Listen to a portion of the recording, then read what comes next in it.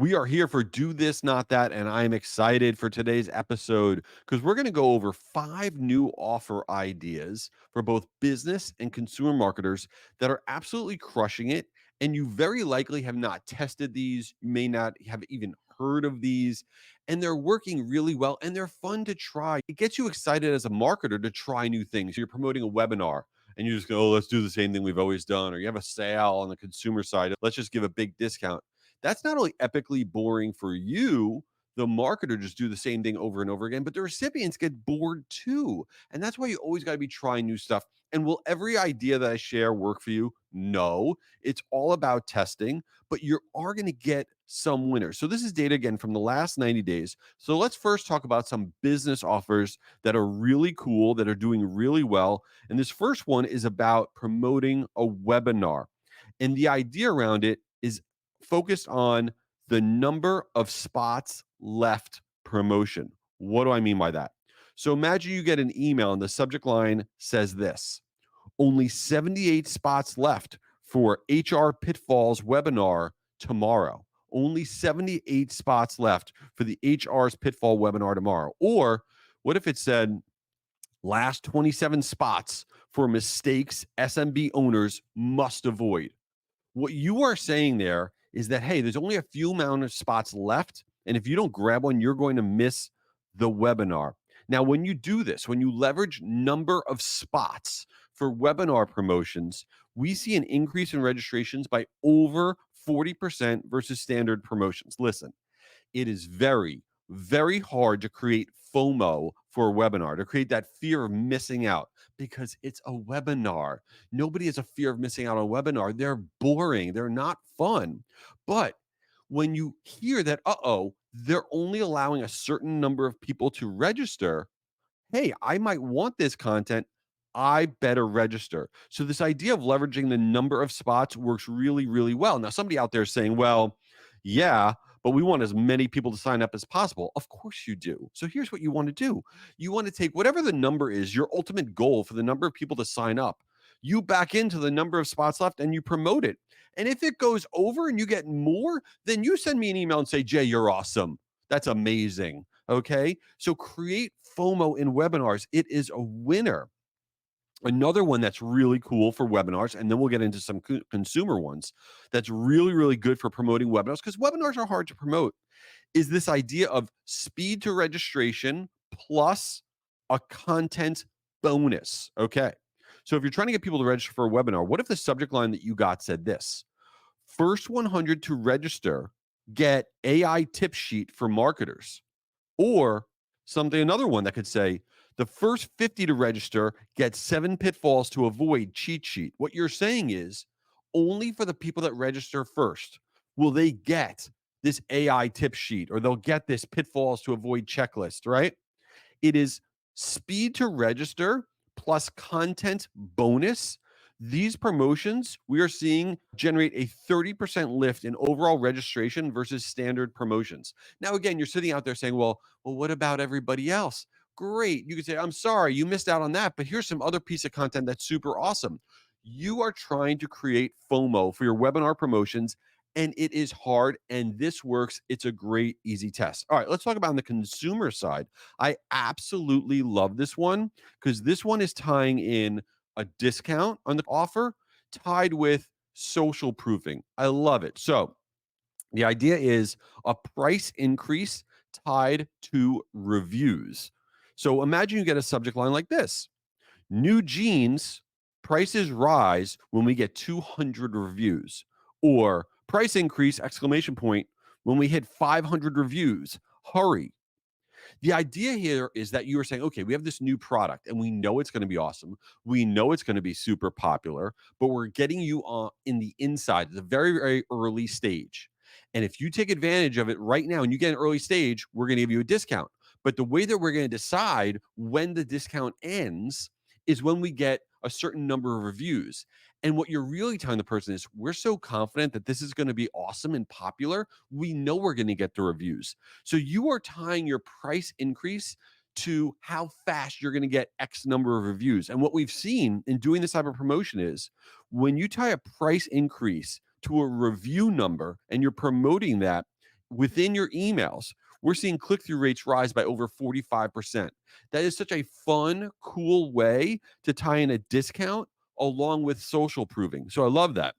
Another one on the social media side of things is, and this is working particularly well for Instagram Reels and for LinkedIn posts, doing a part one and a part two. So when you're doing your post, you label it as part one, right? One of two. And then the second one, you label it as part two of two. And when you do this, and your content has to be good. It can't be something totally boring and lame and horrible, right? But when you label it part one and part two, and you do that in Instagram Reels and your LinkedIn posts, we're seeing engagement rise, not just on the second post. Okay. We're seeing engagement rise for both posts. People are going back and engaging with the original post. So when you have a part one and part two, and you're labeling it on both posts, we're seeing engagement rise for both posts by over 30%. It's a great way to get a bonus engagement on multiple posts. So this idea of part one and part two is awesome. All right, one last offer, and then we'll get into some chaos with Since You Didn't Ask. Another one that marketers, I think, are afraid to do that works really, really well is this idea of leaving our resource library offers. You have a resource library on your website that had just old content on it. It doesn't matter if you're business, consumer, whatever, it's sitting out there forever. Take some of that content that's just old, who cares? Or maybe even it's even recent, doesn't matter. And you turn it on its head. And what you do is imagine you got a subject line that said, "This guide is gone tomorrow," or "Grab it before we take it down, 7 tips for HR pros." What you are doing basically is saying, listen, we'll take this piece of content off for 6 months. Who cares? Nobody's downloading it anymore anyway. And we're going to turn this into a new offer. And we're seeing it work really, really well. So leaving our resource library offers, that offer increases email click-through rates by over 25%. I love that. You are leveraging old content, you're dusting it off, and you're getting value out of it.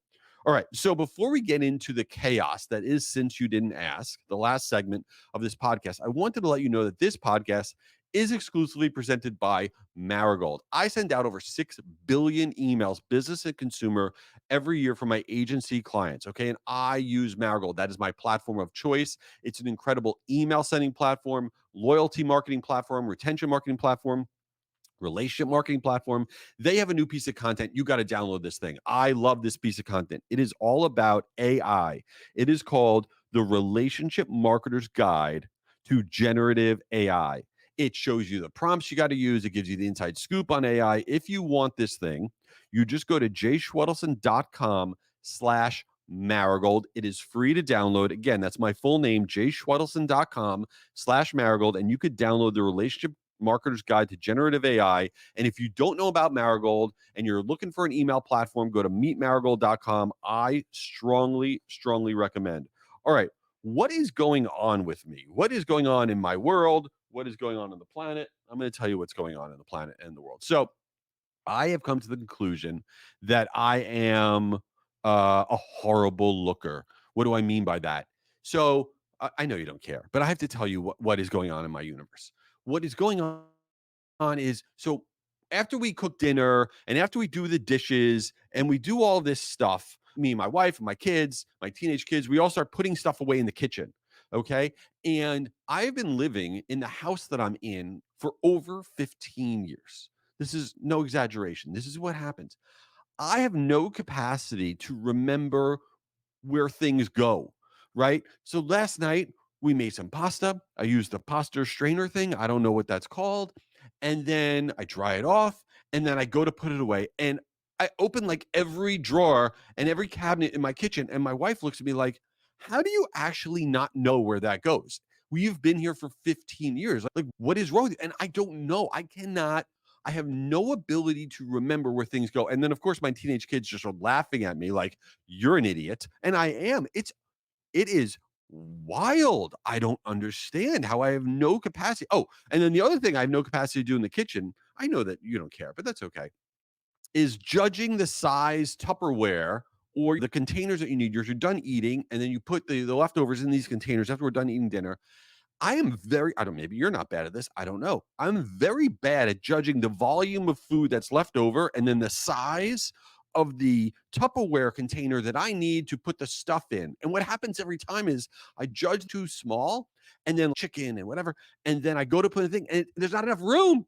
And so I have to then find a bigger one. I have to clean the other one.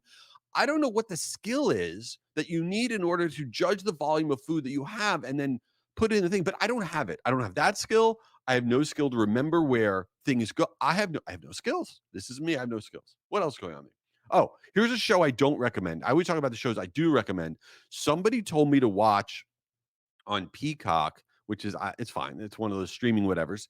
This show, Apples Never Fall. It's a drama. It's based on this book written by Leanne Moriarty, and it's this whole family drama. Everyone's, oh, it's the greatest show. Apples Never Fall. This show stinks. It just absolutely stinks. I'm way too deep not to finish it, but don't watch it. If anybody tells you to watch it, they're wrong. And yeah, that's what's going on with me. Also, give this thing a review. It helps circulate the algorithms and everything. Even if you hate it, just give it good, bad, give a review. Who cares? I really do appreciate that. And check out Guru Conference, guruconference.com. That is my giant free virtual email marketing event. It's a 2-day event. We're going to actually run out of spots. And last year we had 20,000 marketers. It's free. It's 2 days, guruconference.com. You're awesome for being here. Leave a review, keep it real, and figure out the Tupperware problem. I appreciate you all.